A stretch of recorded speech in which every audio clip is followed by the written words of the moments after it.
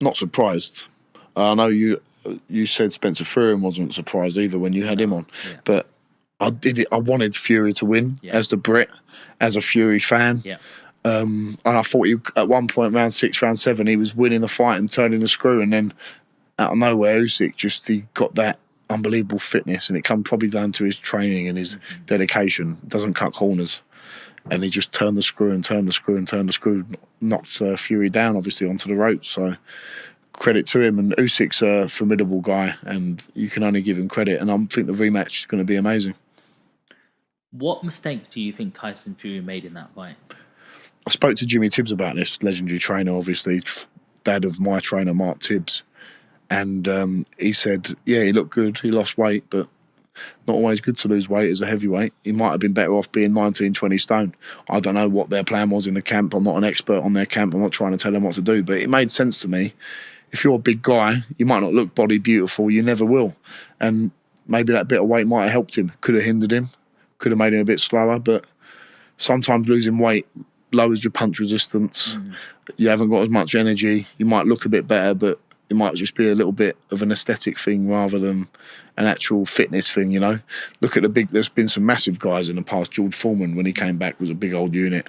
Larry Holmes hasn't always been the most ripped guy, you know. You don't have to be completely chiseled or thingy to. You have to be completely chiseled to be a great fighter. Some fighters are naturally like that, but being a bigger guy, sometimes you've got to use that weight, and maybe coming in a stone or two heavier wouldn't have been a bad thing. What does Tyson need to do differently apart from the weight this time? That uppercut he used to was throwing was really effective when he was throwing that. I thought that was good. Maybe a little bit less showboating, but that's why we love Tyson Fury, because he is like that. And if he won that fight, we would have been singing his praises, saying he showboated at the same time. But that can all make a difference. That's another 2-3%. Maybe would have helped some energy down the line. But he's the bigger man. He's got to use that as best he can and keep sticking that big jab in his face, whether it's a big hard jab or a sticky little annoying jab, you know. Use that, and then you can blind him with that, and we'll keep bringing that uppercut, because I thought them uppercuts were beautiful he was hitting him with.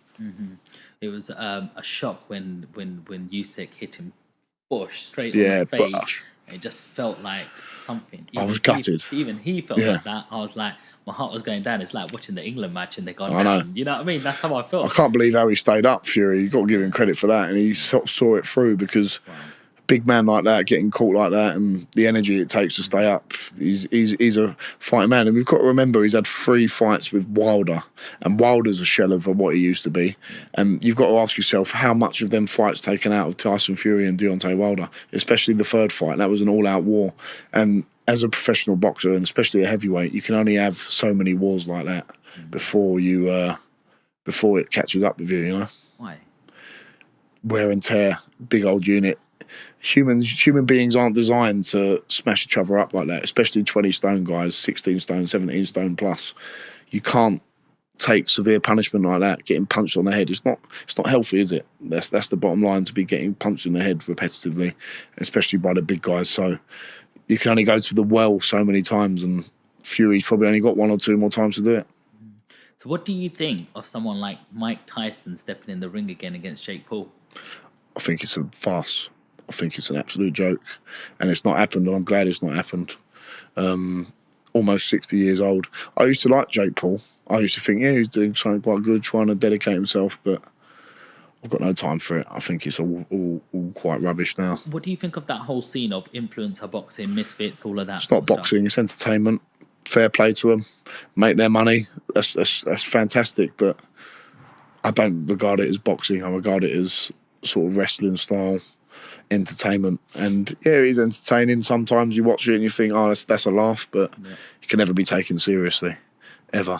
And that's the danger, though. Like young kids coming through now, will look on my TikTok comments, they'll be like, when you're fighting Jake Paul, you should fight Tommy Fury. And like they don't understand what we have to go through as professional boxers. I know Jake Paul trains really hard, KSI, and fair play to him for making loads and loads of money, and they're great businessmen. But I mean, come on, fighting a 60-year-old nearly Mike Tyson versus Jake Paul, I've got no time for that.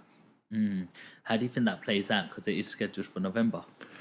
I think, well, considering that Mike Tyson had to be taken off a plane, didn't he, for having heart problems, I don't think they should be sanctioned at all, ever. It's wrong. Who is your favourite boxer of all time? I've got a few. Lennox Lewis being one of them. Yeah. Unbelievable. Rocky Marciano. Yeah. Old classic guy.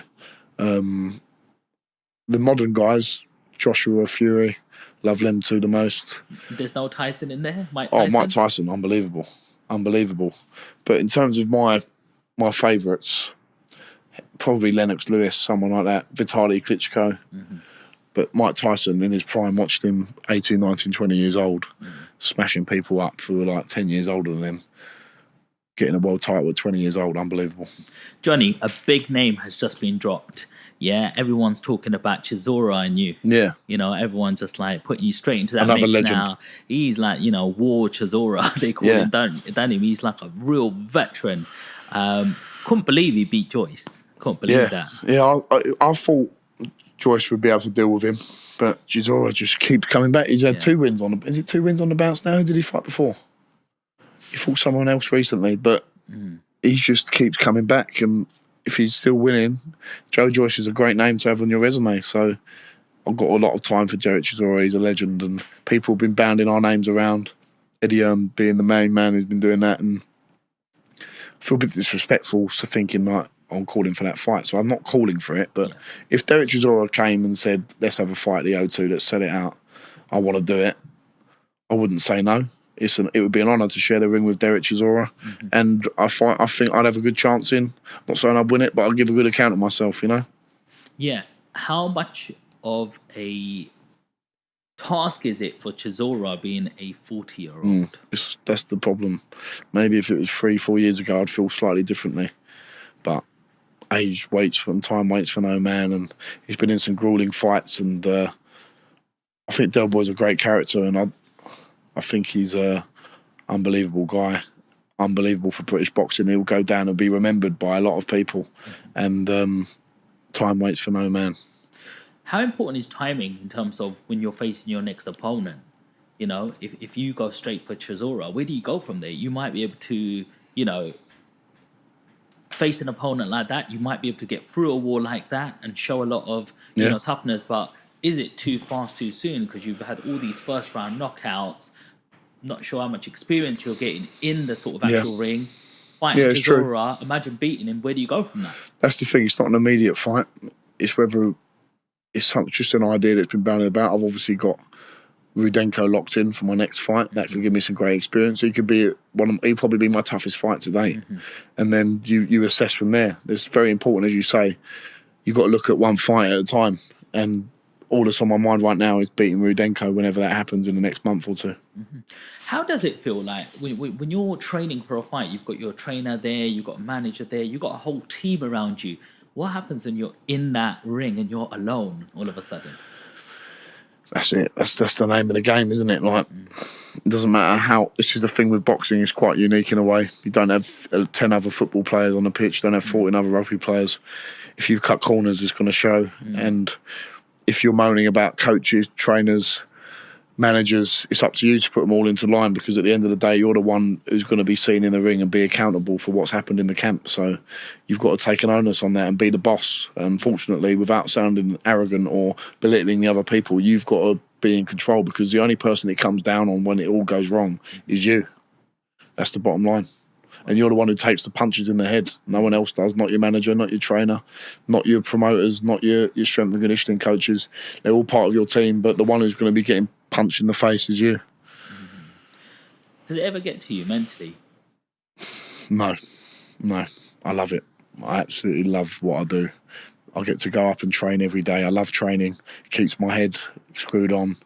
If I couldn't train, I think I don't know what I'd do. It keeps me sane, for like it does for a lot of people. So yeah, I absolutely love the ability that I've got to go and train and do something I love every day. Before you're ready to challenge for a major title, what milestone do you feel that you need to hit? I don't think of it in that way, Sean. I don't think I have to hit anything. I think the map is in my destiny of where I'm meant to go. All I have to worry about is winning the next fight. There's no milestone I think of in my head that I think, well, I've got to do this amount of this or do that. It's all mapped out already. All I've got to do is dedicate myself 110%, and then the rest will follow. I like going to the gym myself. Yeah. I go there every morning, Yeah. maybe 5-6 times a week. Yeah. It keeps me happy. Yeah. I like to think I train hard. Yeah. You know, one day, like, I have my 2 days where I do my 5K runs. yeah. I do my bodybuilding on 2 other days, and then Nice. a couple of other days I do a Pilates, yoga, get the It's good to do stretch that. All out. the flexibility. Yeah, absolutely. All of them things.